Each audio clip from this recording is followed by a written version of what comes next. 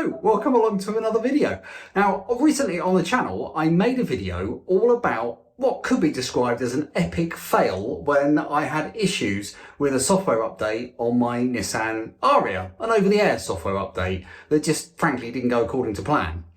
I had to take the car into a dealership to get it all sorted out. Now that was a few weeks ago, as the time I record this, and I have now received over the air my first software update since that incident occurred. What will happen when I try to install it?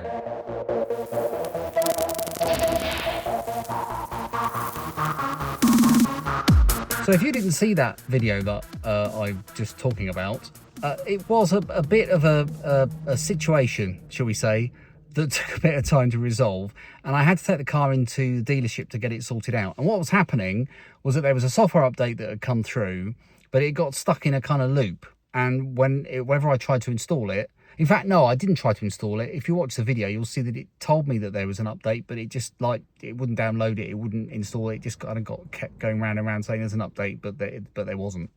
I haven't explained that very well. Watch the video if you want to see how exactly the situation presented itself.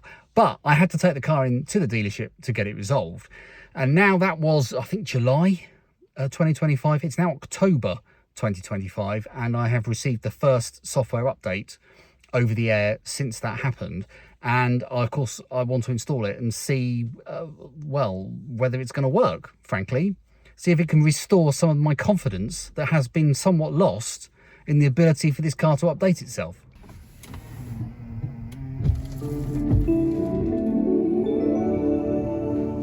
So I've turned the car on, and you will see that on the infotainment system here, it is telling me all about the software update. Now, if I'm being honest, I've had this car nearly 3 years, and this is the first time that I've had a software update that has presented itself in such a coherent fashion, telling me what it's going to do and asking me if I would like to install it.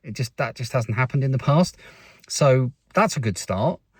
You can see all the information on here about the changes that it introduces, and I will talk about a little bit about those later on perhaps. But there's a few things in here, most of which actually isn't really going to be of much use to me, but that's just me. You know, there's bound to be other stuff that's not listed on here that I will find useful, I hope.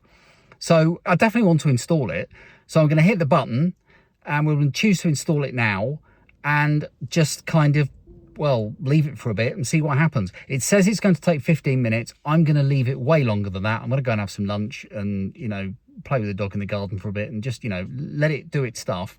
And then I'll come back later and we'll see what happens. Right, so I'll come back to the car now, and it must be a good hour since I actually started this update going. So I'm going to get in now and see what's happened. Okay, so let's turn the car on and see whether this software update has actually completed correctly. Well, it's booting up, so that's a good sign. Okay, so this is new because it's got on here on this message that comes up that I know everybody finds very annoying. It's got "Don't ask again." So I'm going to go "Don't ask again." That's new. I think that looks like the software has obviously updated, because I've never seen that before. So I'm going to OK on there. Software update complete. Lovely. OK that. So, I mean, yeah, okay. I mean, there's nothing much on here that I can see that's any different, to be perfectly honest with you. But I'm going to have that icon up there that you can see. That's different. I don't know what that means. That's a new one. Okay. Yeah, some of these icons look different, actually. I'm going to go into the system update, go into version information.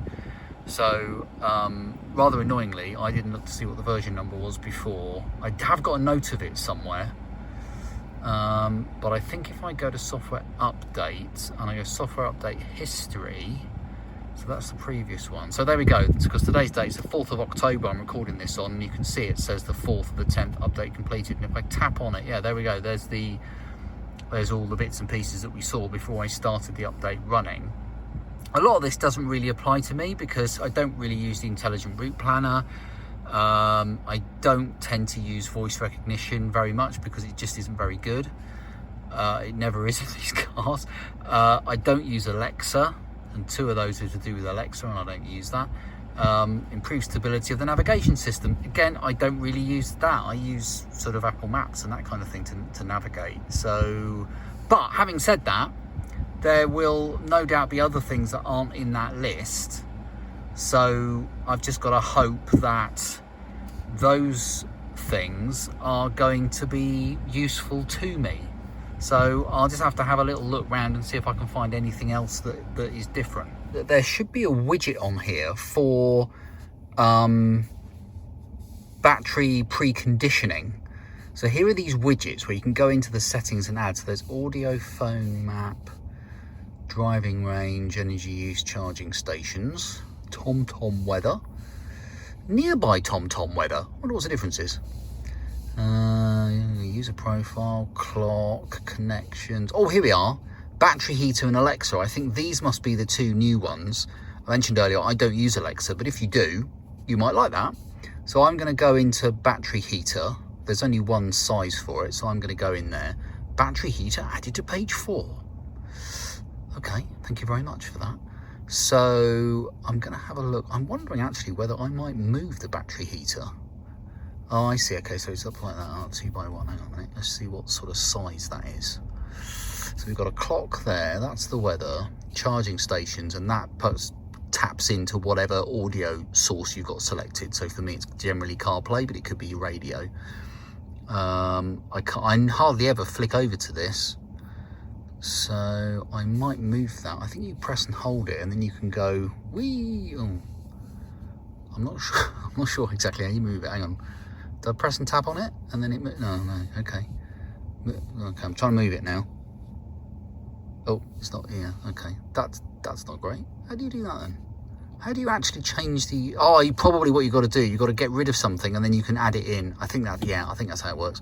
Okay, I'm just going to save it now. So there we go, battery heater. And now you can actually tap in, you can actually press that button and go heater, and then it turns the battery heater on. That's actually quite a good change because it was very much buried. I'm going to turn it off again. It was very much buried in the menus, and I never used it because I don't rapid charge that often. And when I do, I always forget about the heater. So the fact that it's there, that's quite good. I quite like that. Kudos there to Nissan for actually adding something useful. Yeah, fair play. And bearing in mind that I had an epic fail last time, as you saw in the previous video, and obviously that has slightly dented my confidence in the ability of the car to update itself, the fact that this seems to have all gone well is rather encouraging. So I'm quite pleased about that. Whether this is actually going to make a massive difference to my life, I don't know, but at least it has done it.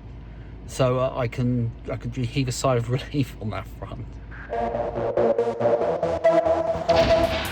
So I made a video a long time ago when I went into a car park at a garden centre to see how many EVs there were parked in the car park, and there were not many. And I'm in a different garden centre, but about 2 years later, so I thought I would do the same thing. My dog here, not allowed in the garden centre, sadly. So my wife's gone in there looking for, I don't know, green thing. And so I'm just going to have a little wander around the car park. And, okay, my car is an EV, but I'm just having a general kind of look around. I can see no other EVs in this part of the car park. So, no, okay, none here. So I'm going to have a little wander. Okay, I can't see many. I can't see any, actually, apart from mine. Ah, here's one. So, it's a Mercedes EQE 300. Hooray! That's 2 EVs. Mine and that one. Oh, there's another one over there. Of course, had to be.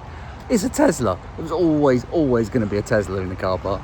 I mean, I'm not, I'm just sort of randomly walking through the car park here. I can't see any others. I'm terrible. If you saw my previous video when I did this, I don't know. I know EVs. EV drives past me. I kind of tend to know what the model is, but petrol and diesel and hybrid cars don't interest me in the slightest. So I look at it and go, oh, I don't know what it is. And I don't particularly care. So I'm watching to see if I can see any others. This is not looking good. This looks worse than it was 2 years ago. And I thought it was going to be much better. Of course, we've had a boiling hot summer. and now it's turning into a really wet autumn. We seem to have sort of two seasons now, don't we? We have hot and dry, and then kind of wet and not really that cold. And ironically, it's the people driving around in these cars that are massively contributing to that. Okay, so I've done a big circuit of that part of the car park, and I can't see any EVs there, so we're on a grand total of three at the moment. The Mercedes, the Tesla, and my Ariya. So I haven't gone around that part of the car park. It's quite a big car park, this. So let's go around the other bit and see what we can see. Oh, Range Rover. God, I hate Range Rovers. And, if that wasn't bad enough, Land Rover. I hate those. I mean, if you want to talk about a gas-guzzling load of nonsense, that's it. That's it in metal form. Okay, so I've pretty much done a circuit here of a car park. I don't know, I couldn't even begin to guess how many cars there are in this car park. Quite a lot. There's got to be a couple of 100 cars in this car park, and I could see 3 EVs, which is mildly disappointing. But I don't think that is a reflection of how many cars are out there at the moment, he said optimistically. There are, I think I read somewhere, there was 1.6 million EVs on the road here in the UK now. I don't know how that, percentage-wise, that's obviously still quite small. But people obviously still need quite a bit of convincing. They're just so much better, but, you know, that's what I think. Yeah, okay, that didn't go well. There is a Sainsbury's on the other side of the road there that I could, if I was inclined to, wander over and see how many EVs there are over there. There is a decent EV charging station over there, actually, in the Sainsbury's car park, one of the Sainsbury's own brand ones using Kempower chargers, and that actually is always really busy, so that's quite a good sign. Anyway, my wife is now back to the car, so I've got to go back to the car. It's wet. Don't you jump on me. No, don't you near me. Thank you so much for watching, and I will see you for another video really soon.